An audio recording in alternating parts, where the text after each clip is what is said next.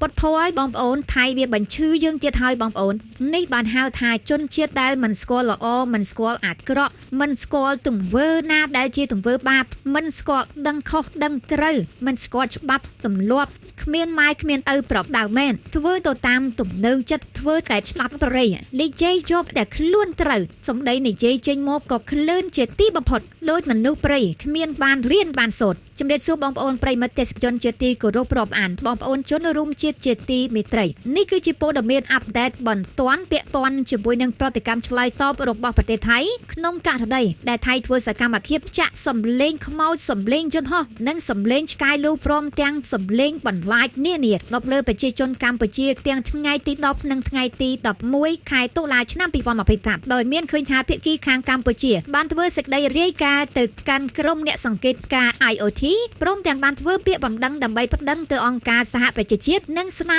សុំឲ្យអគ្គស្នងការអង្គការសហប្រជាជាតិមកត្រួតពិនិត្យផ្ទាល់នៅលើទីតាំងកើតហេតុពលគឺនៅភូមិព្រៃច័ន្ទនិងភូមិជោគជ័យរបស់កម្ពុជាឥឡូវនេះបងប្អូននៅរាត្រីថ្ងៃទី12ខែតុលាឆ្នាំ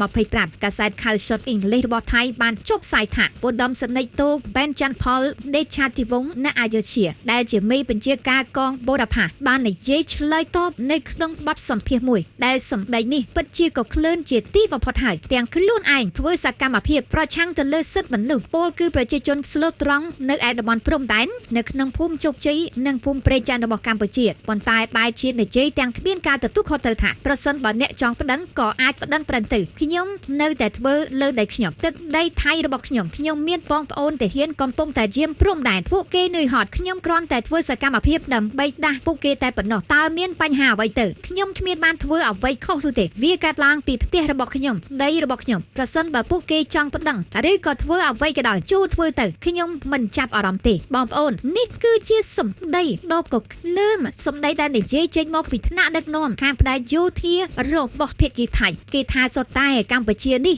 គំរាមកំហែងទៀតបងប្អូនគំរាមកំហែងយ៉ាងណាទៅបើអ្នកឯងធ្វើមុនកម្ពុជានឹងធ្វើសកម្មភាពចាក់សម្លេងកងរំពងដើម្បីបង្កការរំខានដំណេករបស់បងប្អូនប្រជាជនកម្ពុជាទាំងកុមារទាំងស្ត្រីមានផ្ទៃពោះទាំងស្ត្រីសរសៃខ្ចីចាស់ជរាជនពិការអ្នកជំងឺដែលគាត់កំពុងតែរស់នៅលើទឹកដីកម្ពុជានេះសួរថាសម្លេងរបស់អ្នកឯងហ្នឹងឮតែភាគីរបស់អ្នកឯងឬចុះអ្នកនៅជិតខាងហើយមួយទៀតវាមិនមែនជាភាពចាយដន្យទេវាគឺជាចេតនាផ្ទាល់របស់អ្នកតែម្ដងដែលអ្នកធ្វើសកម្មភាពនេះជាច្រើនដងមកហើយប៉ុន្តែមិនទាល់ពេលនេះកម្ពុជាមិនអាចទ្រាំអានទេកម្ពុជាត្រូវតែធ្វើការប្តឹងទៅកាន់អង្គការសហប្រជាជាតិពីព្រោះថាពិភពលោកទាំងមួយនេះមានម៉ែមានឪនៅចាំថែរក្សាអ្នកឯងមិនអាចធ្វើអ្វីតាមទំនើងចិត្តរបស់ខ្លួនបានទេបើទោះបីជារយៈកាលកន្លងមកនេះភាគីថៃហាក់បីដូចជាមានមោទនភាពណាស់វាគ្មានអ្នកណាធ្វើអីបាននិយាយឲ្យត្រង់ទៅគ្មានអ្នកណាធ្វើអីបានទេគ្មានអ្នកណាខាត់ខាំងភាគីថៃបានទេប៉ុន្តែសូមចងចាំថាបច្ចុប្បន្ននេះអន្តរជាតិគេកំពុងតែប្រមូលភស្តុតាងហើយ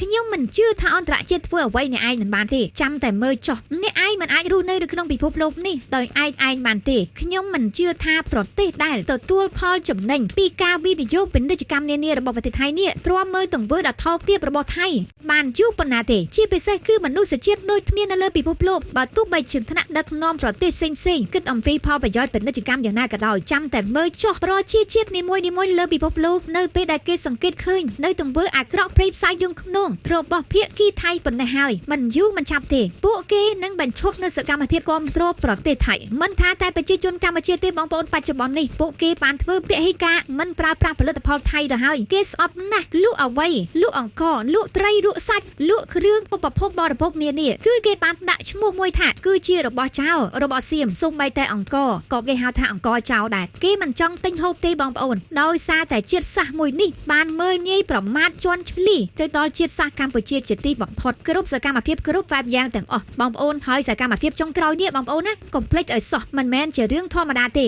លើកមុនថានៅក្នុងសមរភូមិប្រជាជននៅលើពិភពលោកមួយចំនួនក៏យល់ថាវាអញ្ចឹងមែននៅក្នុងសមរភូមិប៉ុន្តែដល់ដំណាក់កាលនេះបងប្អូនក្រៅពី ការយកគ្រឿងចាក់នានាដើម្បីយកមកឈូសឆាយដោយឆ្លៀនពៀនលើទឹកដីកម្ពុជាកាលពីថ្ងៃទី10និងថ្ងៃទី11ខែតុលាឆ្នាំ2000ម្សិលមិញនៅម្សិលថ្ងៃនេះឥឡូវនេះពីយប់ទៅហើយពួកគេបានបន្តចាក់សម្លេងរំខានមានទាំងពីសម្លេងខ្មោចព្រាយបិសាចសម្លេងឆ្កែចចកលូបនិងសម្លេងអធម្មពេកចៈរួមទាំងសម្លេងបង្កការភ័យខ្លាចជាច្រើនទៀតដែលនេះវាប្រឆាំងទៅនឹងសិទ្ធិរបស់មនុស្សយ៉ាងពេញទំហឹងទៅហើយចុះឥឡូវអ្នកឯងនេះជាមេបញ្ជាការទៀតឆ្លើយមកដូចជាគ្មានទំនួលខុសត្រូវអ្វីតតែសោះដូចជាមិនបានធ្វើអ្វីតតែសោះធ្វើលើទឹកដីរបស់អ្នកឯងមែនប៉ុន្តែសួរថាសម្លេងទាំងអស់នេះបើអ្នកឯងស្ដាប់តិចតិចទៅវាថៃអ្នកឯងមានគោលបំណងមិនមែនអត់ទេមានគោលបំណងអំបិតណាស់ច្បាស់ណាស់ 100% គ្មានអ្នកណាស្ដាប់អ្នកឯងជឿទេគេអត់ជឿទេទៅនឹងទង្វើបែបនេះនោះគុំស្មានតែអន្តរជាតិគេមិនយល់គេយល់ហើយគេគ្រាន់តែរកកន្លឹះអ្វីដើម្បីចាត់ការអ្នកឯងមិនទាន់បានប៉ុន្តែខ្ញុំសង្ឃឹមជឿជាក់ថាមិនយូរមិនឆាប់ទេបងប្អូនយើងនៅតែមានស្មារតីគ្រប់គ្រងនៅចំណាត់ការរបស់រដ្ឋាភិបាលនៅក្នុងខណៈពេលនេះដោយសារតែច្បាស់ណាស់បងប្អូនយើងមិនចង់បានសង្គ្រាមទេពីព្រោះថាសង្គ្រាមតែងតែនាំនៅសេចក្តីវិនាសបាត់បង់ទ្រព្យសម្បត្តិអាយុជីវិតហេដ្ឋារចនាសម្ព័ន្ធបងប្អូនកូនក្មួយត្រូវព្រាត់ប្រាសទប់សោកវេទនារងគ្រោះថ្នាក់បង្កសេចក្តីវិនាសកម្មគ្រប់បែបយ៉ាងទាំងអស់ដែលវាមិនមែនជាដំណោះស្រាយមួយដ៏ល្អសម្រាប់ពិភពលោកនាសម័យកាលថ្មីទីឡើយបើទោះបីជាបណ្ដាប្រទេសលើពិភពលោកនាំគ្នាខិតខំពង្រឹងវិស័យយោធារបស់ខ្លួនក៏ពិតមែនប៉ុន្តែអ្វីដែលមនុស្សជាតិចង់បានពិតប្រាកដនោះគឺសេចក្តីសុខសន្តិភាពខ្ញុំមិនជឿថាបងប្អូនអ្នកដែលស្ដាប់គ្រប់គ្នានេះចង់ឲ្យកើតមានសង្គ្រាមទេពិតណាស់បងប្អូនពេលដែលមានសង្គ្រាមថាតើយើងនឹងជួបអ្វីខ្លះយើងនឹងទទួលរងនូវលទ្ធផលបែបណាដំណាក់កាលនេះយើងត្រូវតែប្រឹងប្រែងឲ្យអស់លទ្ធភាពជាមួយរដ្ឋាភិបាលដើម្បីបង្កសកម្មភាពជំរុញឲ្យដំណោះស្រាយបែបសន្តិភាពដំណើរការទូតឲ្យបានឆាប់រហ័សជាទីបំផុតឆ្លៀតឱកាសពេលនេះខ្ញុំក៏សូមសម្ដែងសេចក្តីសោកស្ដាយនិងឈឺចាប់បំផុតជាមួយនឹងប្រជាជនយើងដែលកំពុងតែរស់នៅតាមតំបន់ព្រំដែនខ្ញុំពិតជាឈឺចាប់ណាស់ដោយបងប្អូនប្រជាពលរដ្ឋក៏ដូចគ្នាពួកយើងត្រូវដើរទន្ទឹមគ្នាសហការគ្នា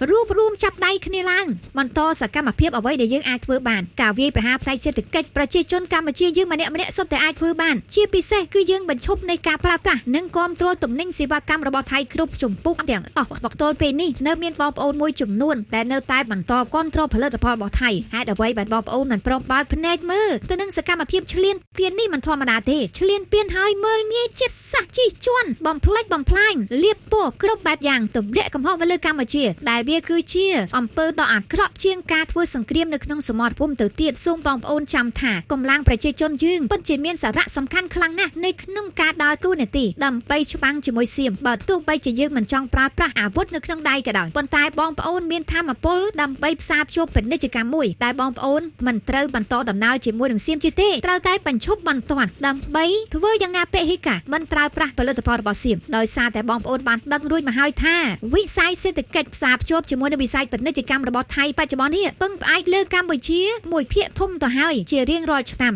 យើងទិញទំនិញរបស់ថៃដែលស្មើនឹងទឹកប្រាក់រាប់ពាន់លានដុល្លារឯណោះចុះប្រសិនបើយើងងាកមកប្រើប្រាស់ទំនិញរបស់កម្ពុជាផលិតផលរបស់ខ្មែរដែលផលិតទៅដោយកូនខ្មែរលើទឹកដីខ្មែរវាមិនល្អទេឬបងប្អូនសូមពិចារណាម្ដងទៀតទំនិញខ្មែរផលិតផលរបស់ខ្មែរពិតជាមានគុណភាពល្អណាស់បងប្អូនកុំចាញ់បោកនៅពាក្យพูดពោលកុហកបោកប្រាស់របស់ឈ្មួញឲ្យសោះឈ្មួញមួយចំនួនអាជីវករមួយចំនួនក៏នៅតែកុហកបោកប្រាស់បងប្អូនប្រជាជនដែរដោយសារតែផលចំណេញរបស់ខ្លួនបានក្បត់ឧត្តមគតិខ្លួនឯងកុហកអតិថិជនកុហកបងប្អូនប្រជាពលរដ្ឋខ្មែរយើងតែគាត់មិនទៅជាចេះដឹងពាក់ព័ន្ធជាមួយប្រភេទទំនិញនិងការពិនិត្យទំនិញឲ្យបានច្បាស់លាស់សុខចិត្តយកគេឈ្មោះកិត្តិយសរបស់ជាតិខ្លួនឯងលក់ដូរនៅក្នុងទំនិញតម្លៃបន្តិចបន្តួចបែបនេះវាពិតជាទង្វើដ៏ថោកទាបបំផុតសម្រាប់អាជីវកររូបណានៅតែកុហកបោកប្រាស់ប្រជាជនស្លូតត្រង់របស់យើងដើម្បីផលចំណេញមួយថ្ងៃពីរថ្ងៃនេះអាហារ3ពេលស្ដាប់ទៅវាមិនពិបាកដោះស្រាយទេប៉ុន្តែភាពលោភលន់របស់មនុស្សវាពិតជាមានភាពស៊ីជម្រៅខ្លាំងណាស់ហើយនឹងអាក្រក់ជាទីបំផុតដែលយើងគ្មានអ្វីមកវាស់ស្ទង់បានឡើយអរគុណបងប្អូនដែលចំណាយពេលវេលាដ៏មានតម្លៃក្នុងការតាមដានទស្សនាវីដេអូនេះគឺជាព័ត៌មាននិងដំណឹងទាន់ហេតុការណ៍មួយដើម្បីជម្រាបជូនទៅដល់បងប្អូនប្រជាពលរដ្ឋទាំងអស់គ្នាឲ្យបានជ្រាបថាគណៈពេលនេះថៃគឺមិនខ្វល់អ្វីទៀតអស់សូម្បីតែមេបញ្ជាការយោធារបស់ថៃដែលកំពុងតែប្រតិបត្តិការនៅគោលដៅភូមិជោគជ័យនិងភូមិព្រៃច័ន្ទពួកគេមិនខ្វល់អ្វីទាល់ត